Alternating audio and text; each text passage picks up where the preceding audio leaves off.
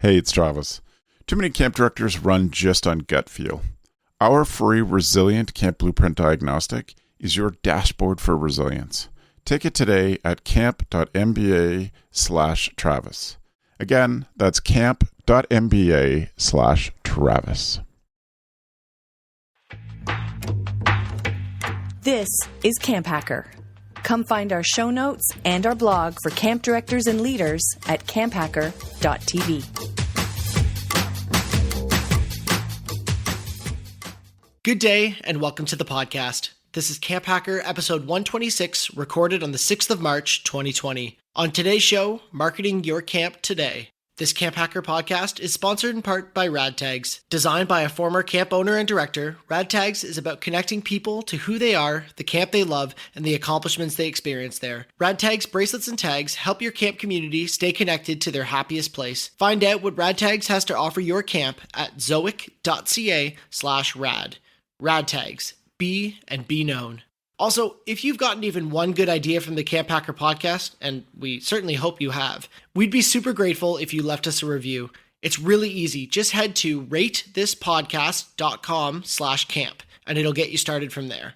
And just before we get started, I wanted to let you know that even though the content of this episode is as great as always, the audio quality isn't. We had some issues with the Zoom interview file transferring over, and we can't seem to edit out all the pops and clicks, so we added some filters and tried to dress it up a little bit, but it's not the best. But we think that the content is so good that we really wanted to still put the episode out. So we hope that you'll forgive that this is not our usual quality, but we hope that you still get a lot from the content. I know that I did when I was editing this episode, so I hope you enjoy it. And we'll see you in 2 weeks with the next episode. Thanks for letting your awesome out, Camp Mavericks. We hope you enjoy the CampHacker show. Hello, Camp Pros, and welcome to the CampHacker podcast. My name is Travis Allison. I'm a summer camp marketing and strategy consultant, and I help camps translate what they do so more families insist on sending their kids to camp. Hi, I'm Amanda Hinski. I'm the Chief Brand Experience Officer at Frost Valley YMCA in New York. Welcome, Amanda. Jiné? Good morning. My name is Jiné. I am the Director of Operations at YMCA Camp Chingachgook, also in New York. Right on. Well, welcome to both of you. We are here because the three of us were on a panel at the Northeast Y Camp Conference in January. Had a great time, and I was really inspired by the things that Amanda and Jiné are doing at their camps. Jiné's title is operations, but she also has a lot of marketing background, and a lot of her role includes some of the marketing stuff too. So that's why I was excited to bring you both on. Amanda might have the best job title in camp right now. It's pretty awesome. Jiné, since you were the last to introduce yourself, how did you get involved in camp? What's your connection to camp? Yeah, so I started at camp as a camper, and I actually started at Camp Chingachgook as a camper, and really just fell in love with being in the outdoors and kind of connecting with kids outside of my school or sports teams. And then pretty much immediately fell into working at camp seasonally when I was in high school and college, as many people do. But while I was at college, I was studying marketing. So I've kind of been playing this both hands of the deck, so to speak, of trying to figure out how to keep my passion for camp, but also get to use a lot of my background from school. So started at Chingachgook as a camper, worked at a few other camps around the country, and then was actually working for ACA New England for quite a few years as the marketing coordinator. And then found my way back here full-time about 4 years ago. Amazing. Well, Jiné, I'm so grateful you're here. I'm looking forward to this conversation. Amanda, how do you get connected to camp? So about 8 years ago, I was sort of had a crossroads, and I was kind of straddling two careers, some freelance marketing and communications, and then also looking for full-time teaching jobs. And I decided to kind of go out on a limb, and I took a job at Frost Valley as a outdoor education program instructor, and then loved being at a camp and loved Frost Valley, loved the Y, and decided, I kind of wanted to make a go of creating a career in that environment. And lo and behold, a position in Frost Valley's marketing department opened up, and I kind of hit my stride and was promoted to the marketing director, decided I didn't fully know what I was doing. So I decided to go back and get my MBA, and the rest is history. And here I am, and it's been great. Yeah, it has been. Your work has been awesome. I often refer people to the stuff that you're doing. So I'm grateful that you're here. Thanks. So I invited you both because we had a great conversation, and I wanted to just keep that going. So selfish me. I know that marketing is something that camp professionals find challenging. I think a lot of us get into camp full-time year-round because we are a good program person, or we definitely love doing leadership stuff. And then at some point, somebody wakes us up and shakes us and says, by the way, you need to learn how to do spreadsheets and how to communicate well about what we do. And I think that can be challenging for many people. And so I wonder, and Jiné, I'll start with you. I wonder what your best advice would be for someone who, kind of gets handed this portfolio. It's camp, so it's likely going to be the 17th folder they get handed on their opening day. But what's your best, like day one, you're in charge of marketing, what's your best advice for that person? Yeah, I think for me, I actually really struggled out of college having a degree in marketing because I didn't want to become salesy or kind of go just into the normal for-profit realm. So I think if you sort of look at it as, not something that is intimidating or not something that is like a scary to do, or that you have to become a car salesperson, but really it's you get to share your camp with others. You kind of just flip your mindset a little bit and think about how some of the work you do to organize yourself and to pre-plan your marketing for the year is really just allowing more kids to experience the magic of your camp and the mission that you believe in that has kept you there through the long hours of every summer camp day. So for me, kind of approaching it like that and working with our team here at Chinjika to think of marketing more as, sharing our beliefs and value and why we all do what we do. And that kind of, I think, eases people's fears a little bit because everyone can talk about why they love camp or why they love their program at Chinjika. And that has really helped us sort of calm some of the nervousness around having to plan out marketing for a whole year. Yeah, that's awesome. How about you, Amanda? Yeah, I would say similarly, we are fortunate that we are selling an experience, and hopefully an experience that lasts a lifetime. And so in some ways, I think once people hear, oh, I have to also do marketing, they start to think about, I got to make sure they know that we're the cheapest and that we have the highest climbing tower and all this stuff. And someone can always come in and be cheaper than you or build a higher climbing tower. And I think, so first, I think the most important thing is to understand what makes your camp a special experience, and an experience, like you said, Travis, that people can't do without. And I think it's also really, really important to remember that root word in the word marketing is market, and understand your market and what market will resonate the best with what you're providing. And so for us at Frost Valley, it's New York City and Long Island and Northern New Jersey families. And so we have to understand, what are they thinking about? What are they concerned about?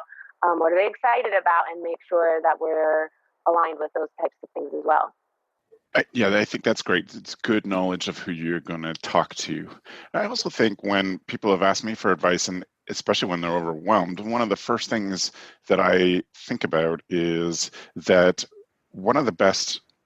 I think it's one of the best skills of any camp leader, let alone a camp marketer, is the idea and the understanding that your job involves teaching.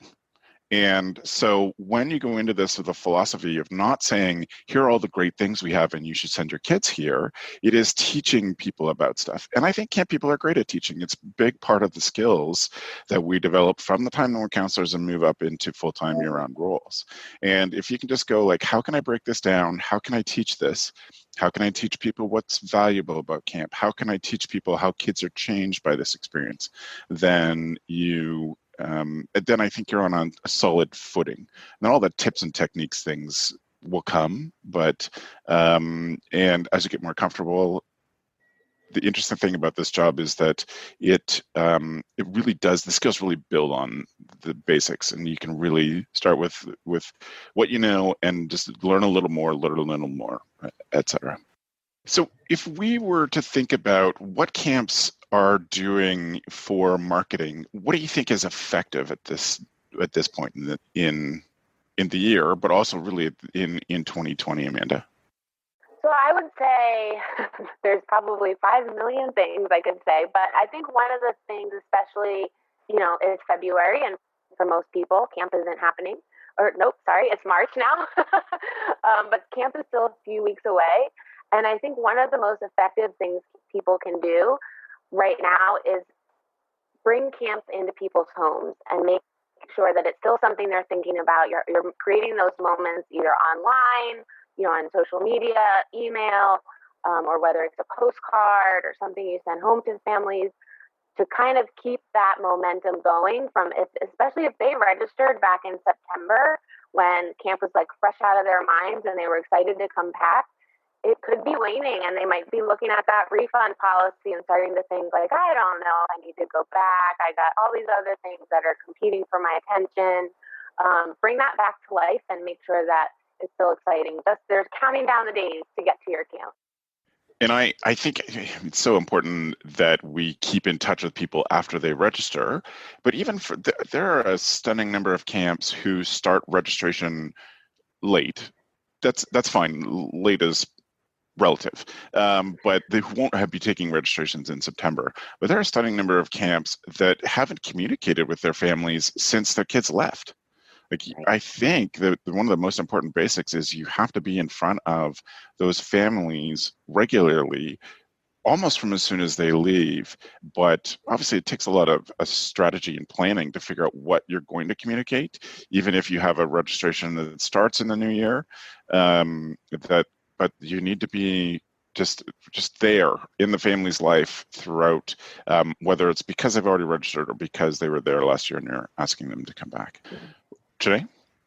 Yeah, I was just going to say, I definitely agree with that. And I think one of the things that's worked really well for us is even just looking at your sort of month-to-month calendar, and it doesn't need to be something every single day that you're talking about camp to your families, but figuring out like how many emails are you going to send a certain month, what kind of message are they going to have, and then utilizing tools that help automate some of those things so you don't, especially if you're in a role like mine where you're not just marketing, you're also working a program and doing staffing and all of that great stuff, having a way to sort of take some of that stress off of you by scheduling some things out, planning ahead. I like to kind of spend one day a week sort of planning out all of our social media posts for the next couple of weeks, so it's not something I have to interrupt my other work for every single day.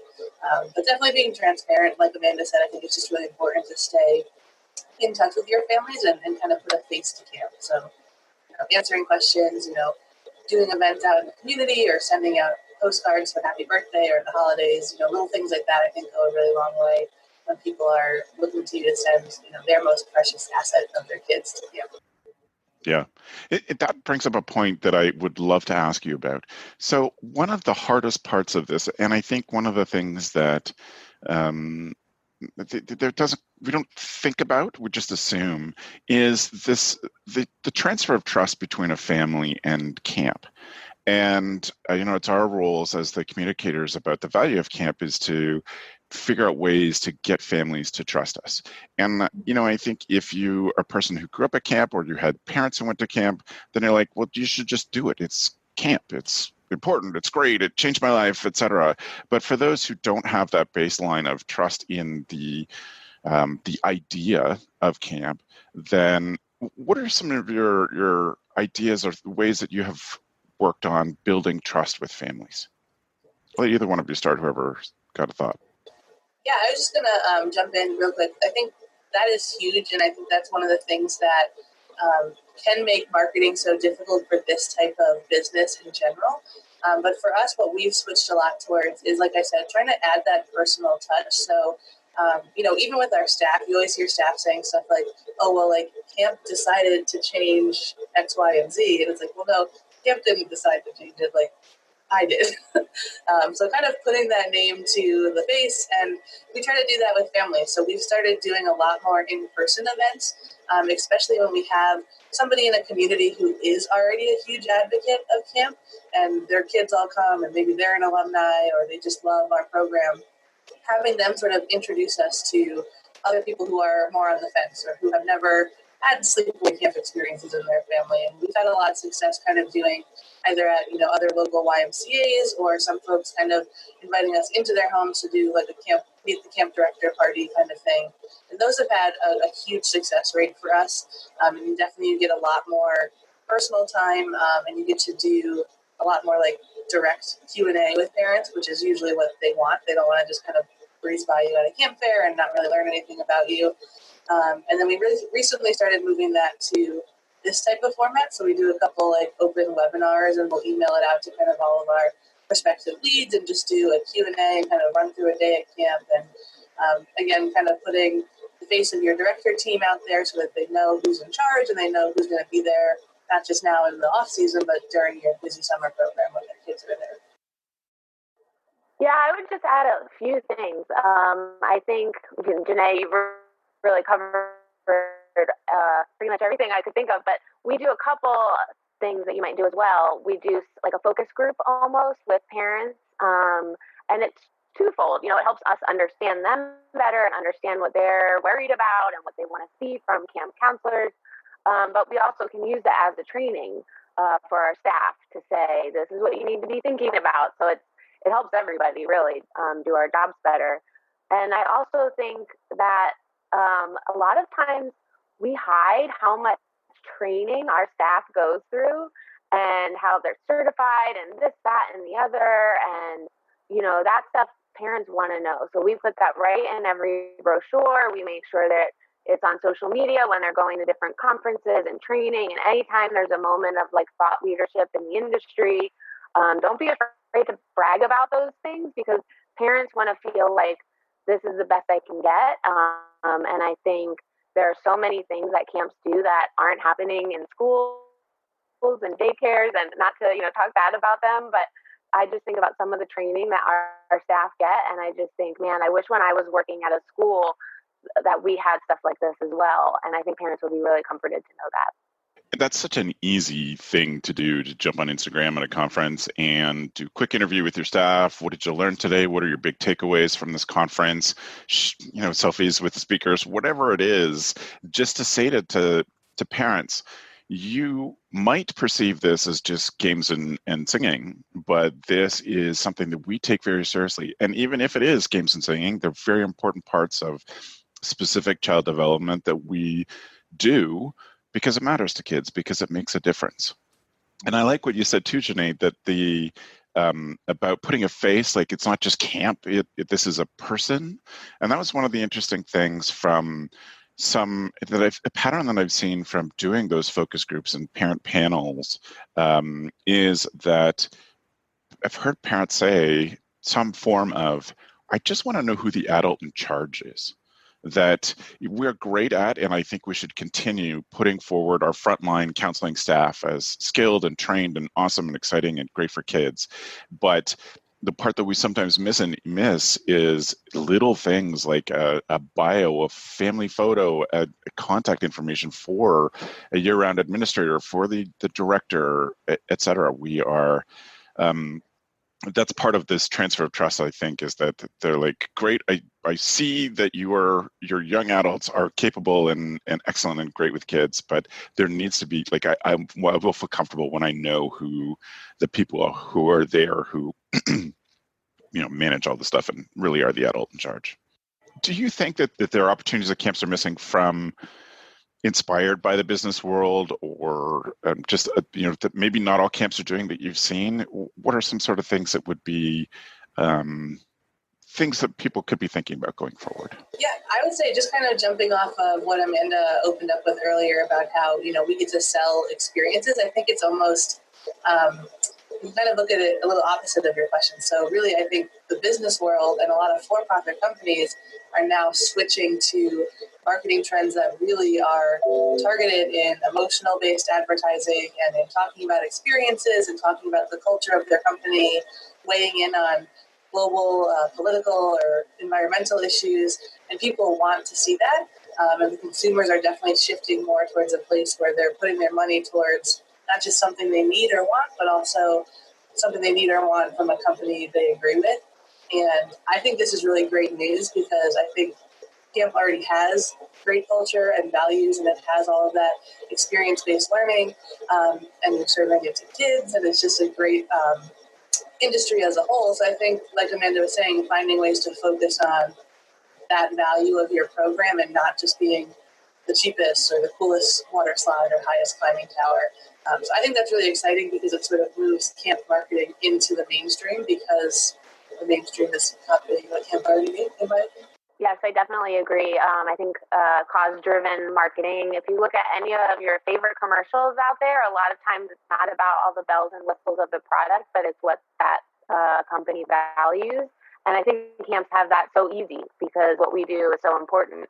And I think the other thing I would say that I see so often camps, I think, sort of being afraid about, or maybe it's from their leadership, is it takes money to make money. And so if you're trying to expand and grow, you will have to spend more money. And that's okay. And it might not be, dollars and cents. It might be more time. It might be another staff member, or it might be a big ad buy. But think of it as return on investment. You will make that money and then some back, assuming everything you're doing is effective. And so I think we need to not be afraid. We need to be able to make a case, to our supervisors or our, whoever's in charge of finance, about why this is important and what the return on it will be. But I think that's one of the things that big businesses have no problem doing. And I think a lot of times we get hung up on, how much money does this specific ad make me? And it doesn't necessarily work that way. I think we know that it's, 7 touch points and it's brand awareness and stuff like that. So it does make the case a little bit harder. But whether it's the amount of hours you're spending on it, which we know time is money, or the actual checks that you're writing out to ad agencies, it often will take money. And I think, ad agencies, a lot of camps won't be able to afford an ad agency, but I definitely have worked with lots of camps that do just get to a point where they're like, we need to outsource this to somebody else. They truly understand that money moves the mission, and so they're willing to invest in that. And one piece of advice, if you are a growing camp who's considering some outside help, or you're looking at an agency, is you may choose an agency. I would advise you to choose an agency that is used to selling to families. Not the interesting thing about advertising is, even as experienced marketers, we can fall prey to the flashy, splashy stuff, and we could see an agency whose design style we love, but they've never sold anything but beer and cars. And we really need to find people who work with us who understand camp, who can even more understand parents and know what it means to sell to parents and know what it means to do this trust building piece. I think that's sometimes when I see the ad work that comes from agencies from camp, I'm just stunned at how out of place it is, how it doesn't suit the brand of camp or the camp's brand. And it's amazing to me, some of the stuff that the choices that people have made. This episode of the CampHacker podcast is sponsored by RadTags. RadTags is outfitting camps with personalized keepsakes that speak without saying a word. RadTags allows you to show someone they belong, building a relationship that goes beyond their last day at camp. With the goal of helping camps create awesome recognition and affiliate programs that last beyond the summer, RadTags is doing a monthly giveaway for GoCamp Pro listeners. Just email your answer to the following question to matt@gocamp.pro and be entered to win 5 silicone bracelets with the Rad hand sign. Each month, we'll pick a new winner. This month's question is, would you describe your camp as traditional or innovative in how you look at camp rituals?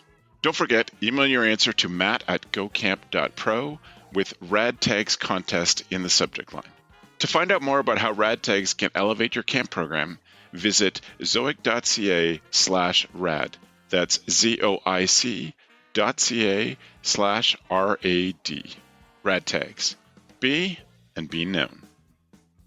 I wonder about Yeah, I wonder about how we focus at this time. We're recording this at the beginning of March, and there is still time to get campers in if you have sessions that aren't full.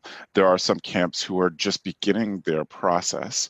But what are sort of things for you? And Amanda, I'll start with you. What are some of the things that for you are get action, meaning people, it turns people into campers? What are the sort of things that you would advise or you've seen work at this time of the year, or when you're like, we need to move, we need to sell some spaces? So I would say this time of year, your biggest and cheapest resource is word of mouth marketing. So there's a lot of things that we can do that really don't cost much. I know it's like the opposite of what I just said, but to try to get the really stark raving fans to bring other people into the camp community. So whether it's those like home parties that I know a lot of camps are having, and we've done them a few times with some pretty good success, coordinating that can be a little bit of an effort, and but there's a big return on that usually. And even just things like we've started putting testimonials in our brochures and postcards and things like that, and trying to meet people where they are right on the cusp of looking for a camp. And so we try to look for opportunities, yes, camp fairs, which I know can sometimes be a sticky wicket, but, if there's like the local camp guide that every parent is going to get at school and at the grocery store and everywhere else they're going, try to get in there, because that's somebody who's picking that up is looking for a camp. And so it's a lot easier to convince that person. That's sort of like a hot lead, It's a lot easier to convince that person to choose your camp versus someone who wasn't interested in camp and first needs to be sold on the whole idea that camp is a good idea for their family. And I think you can take some solace on the fact that actually when we look at the search trends for families searching for camp, it only starts to peak in April. So they're not necessarily the most organized families, but it is ones that there is a lot of volume of search for summer camp that starts now. Between April and June, there's a ton. So it's not that the campers aren't out there.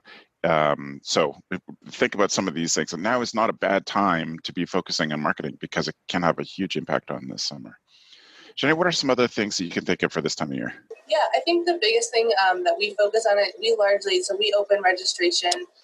Actually, last year we started opening registration in the summer for the next summer, which was the first year that we did that with pretty great success, and we're excited to keep figuring that out. But really, up until January, we're focusing almost exclusively on return customers, return families. It's definitely the biggest bang for your buck. They already know your program. They know what camp offers, and then doing things like those focus groups or reaching out, sending a look back of the summer towards the end of September, resharing photos. And we kind of end that with really one of our biggest and one of our only print pieces is that we send out a yearbook in February. So that's kind of the end of our laser focus on just return campers. And then this time of year, we really start to open it up. We do, like I said, a fair amount of those home visits. There's a couple local camp fairs that we go to. But the biggest thing that I've tried to switch to is just the ease of access for signing up. Because what we find is that parents who are signing up now or in April or May, like you mentioned, Travis, are maybe not the most organized or they are just learning about camp. So trying to get rid of the barriers. We pretty much have at the end of every summer a couple different types of debriefs and one being with parents and saying what was it like to fill out your camper health form? What was it like to fill out the camp application? Obviously, we have some limitations because the database system that we use, we're trying to make that as easy and efficient as possible. And that could be even just moving your register now link or button in an email to the very top of the email instead of after your message. So kind of little tweaks like that just to make it really front of mind and really easy for parents to sign up. Yeah, and I think also one of the things that that I try to encourage camps to do is have a set of surveys that are just for first-year families, because they're the ones who are new to all that stuff. Asking them what was hard about this process, you're going to get a more useful answer from a new family than from a family who's done it before. It's like, yeah, it's pain, but we're used to it now. And yeah, that can be such good stuff that can help you change and make things easier. It's good stuff for that. I would say for me, some of my best suggestions definitely go after your returners if you haven't. If you did focus on that in the fall and have taken a break from them, just pick out the list of those who are not yet enrolled from last summer and figure out a way to target them with a postcard, with a call, and leave a message, using something like bonjoro.com to create a personal video invite to those kids. Any of the personal touches, taking it right back to the stuff we said at the very beginning, anything personal can have a great impact. So if it's returners, you can use last year's staff who are returning and have them invite the kids back. That can have a pretty big impact on things. Having discussed camp marketing with the two of you a few times, I want to focus on something that's a little more technical. And Jiné, this is credit to you for just mentioning this, but what are things that we can set up in our end of session surveys now that are most helpful to you as a marketer? So we recently did this actually with our day camp, and one of the questions I really wanted to get on there, because the way I've been handling our day camp is like just advertising everywhere, and I don't know what's working and what's not working, which is the age-old problem. So in that survey, we put, where do you consume your news? You know, do you listen to which of these radio stations do you listen to? Which of these newspapers do you listen to? Also, what social media channels do you use the most? So I really wanted to know, like, where are they going? What are they doing? What are they listening to? What are they looking at? To find out if there's something we're not doing that we should be, but also if there's anything that I can, just take off of our plate because the right people aren't hearing it. Yeah, and I was just going to say, really, it wasn't something that we added to our survey. We actually moved the question from our survey of where did you hear about us to our camper application, just because, as many people who do surveys might know, you don't always get a great return rate of parents actually filling that out. So that was the biggest thing we wanted to do, especially being part of a YMCA association. We have an association marketing department, and then I'm kind of our point person up here at Chinjifit. So in order to sort of just make things more efficient for everybody, this way we know they have to fill it out, they have to sign their kid up for camp, and that helps us kind of target which avenues to really spend most of our time on. And I like that. I think it's smart to think about what information we need ahead of time, and because people will be more compliant in filling things out before their kid shows up than after. And another thing that I try to get camps to put on their registration form is to ask some form of, is there someone in your family who's gone to camp? So I want to know if we're only reaching camp people or if we're being much more effective at reaching camp people than those whose families don't have camp in their background, because that helps us tweak the marketing strategy.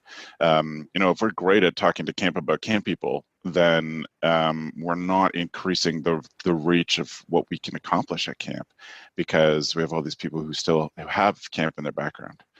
And I think another great survey question that I tried to put some form of it in is, how was your child transformed, or how was your child changed by camp? And that's really the best testimonial that I think we can offer when we put those out.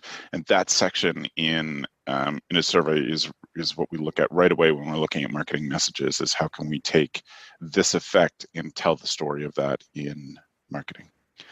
So we've kind of been all over the place with a tiny little bit of focus, but I wonder if there's any marketing advice that you would have that you haven't had a chance to share in the show. I would just say one of the things that has increasingly surprised me over the last few summers is just how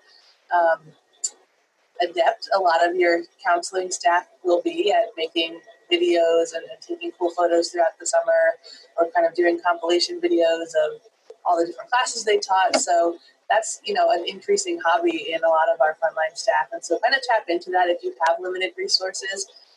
They're a great way to kind of get them excited and kind of bring them into your marketing message a little bit more. And really, I am a huge proponent of you don't have to do everything, but you have to do at least some things well. So just kind of figure out who you're talking to and, pick the certain channels, whether it be print or digital, and focus on those until you feel like you have a big grasp on that, and then you can.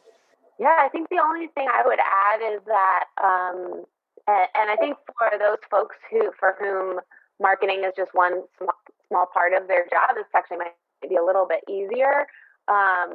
Marketing doesn't happen in a vacuum, and so it's happening all the time. I mean, that's sort of where my title came from. The brand experience. We wanted to, or at least I wanted to, try to show people that it's not just about font, logo, and color. There's so much more that goes into it. It's how people feel when they just start driving down the road to go there. It's how they feel when they see your name pop up on their Facebook or Instagram feed. It's everything. It's how your counselors interact with both with the kids and with the parents. It's that sort of common voice that your camp all has that resonates with your favorite family or your most loyal families. And so I think trying to remember if you are that camp director that has this like small little piece of marketing, well, when you go out to the waterfront and you see this amazing moment happen between a counselor and a kid, that can be a marketing moment. That can be a story that you then go back and make sure it gets shared in some way that really makes your camp shine. I didn't get that. Could you try it again? Sorry, Siri just got excited. So, I don't know if you need to edit that, but trying to capture all those moments and make sure that you're bringing that brand experience to life, I think is really important. Yeah, for sure. I would say my piece of advice in this situation is, as I said before, money moves the mission, and you have so much power as someone in charge of marketing to fill the camp, and then and keep it filling. That effort, as you reach full, that effort you can pull back a tiny bit. You should not pull back all the way, but that frees up camp to focus on some other things. If you're consistently getting lots of great kids and good connections full. The part of this that I think leads to that a lot of people miss is they're not putting out stuff that they can measure. And I get so frustrated with camps that spend money and have no way of knowing if it works. And I have seen camps spend crazy money that they cannot even tell me how many kids they got from it. And measuring things is simple. It is easy to figure out. It's not perfect, but it's easy to get more information than you have today, and to measure the effect of money you spend on a brochure or a radio ad or something that goes up in the movie theater before a movie. You can measure all those things. And it's a little bit technical, so I won't go into it right now, but it is possible. So make sure that the money that you're spending is good money. That's my best piece of advice, is figure out how to know what is the good money you're spending on this kind of thing. Awesome. Well, thank you both for that. What I want to do now is move us on to our Tool of the Week. Tool of the Week.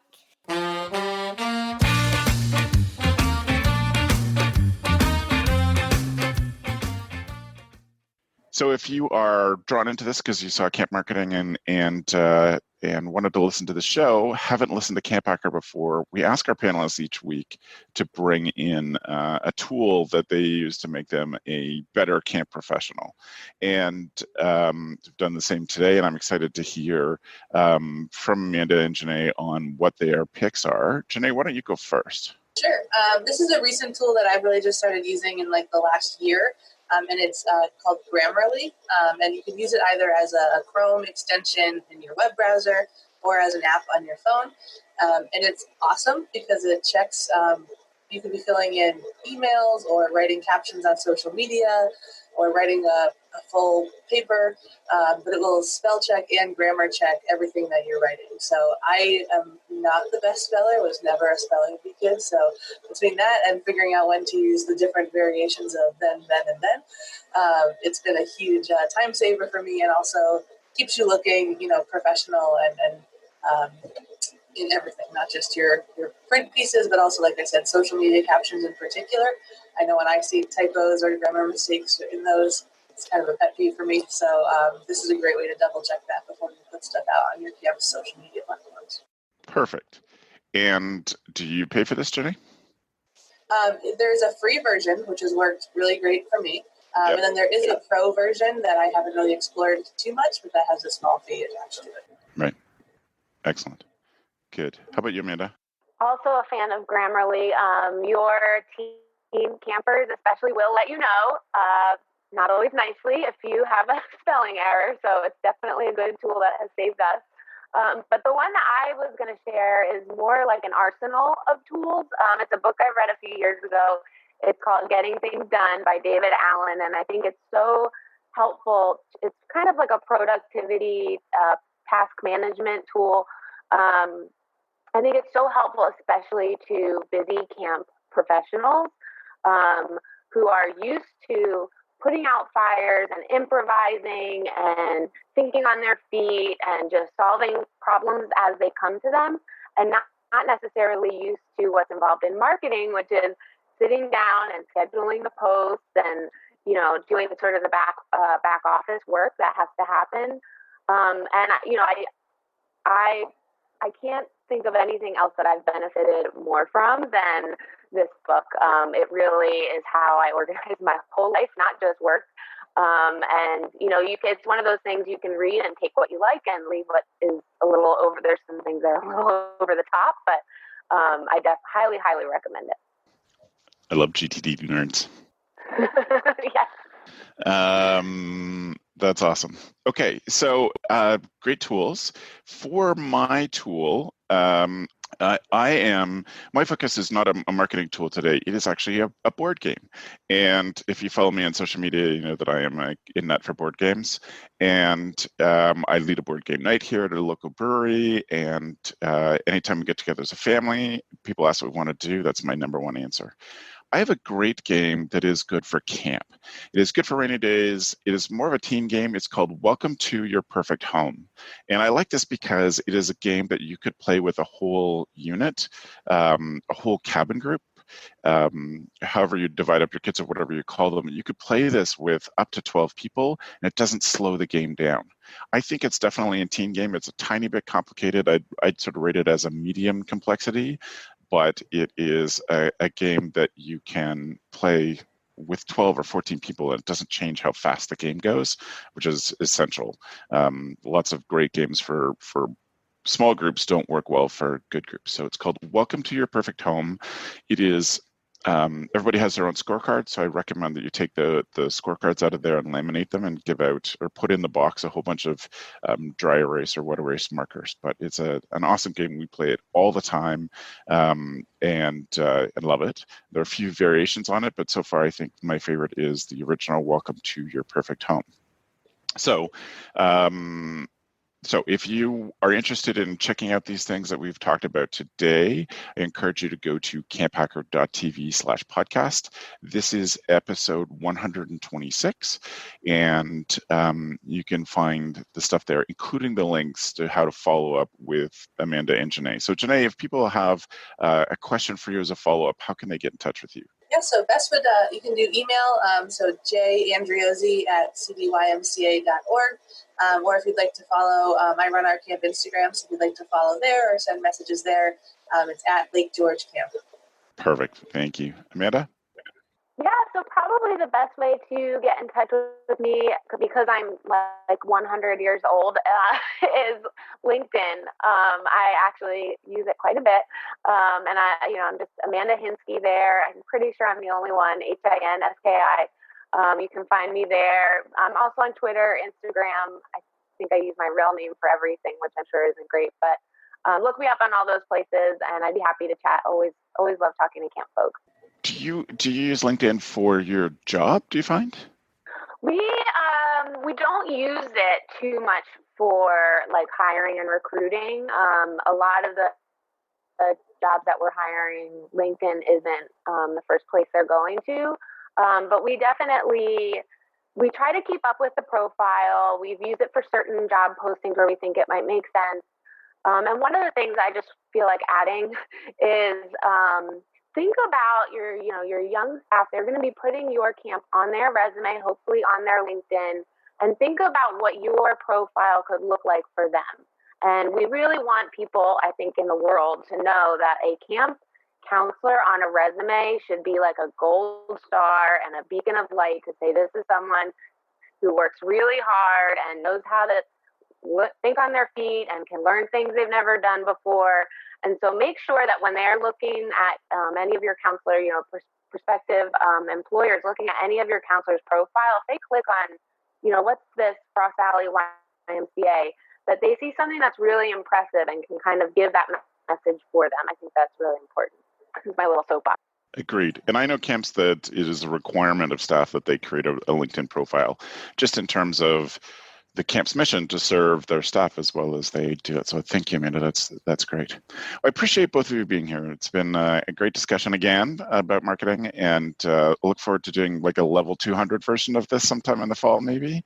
And if people have questions, please do follow up with us. I am Travis at gocamp.pro.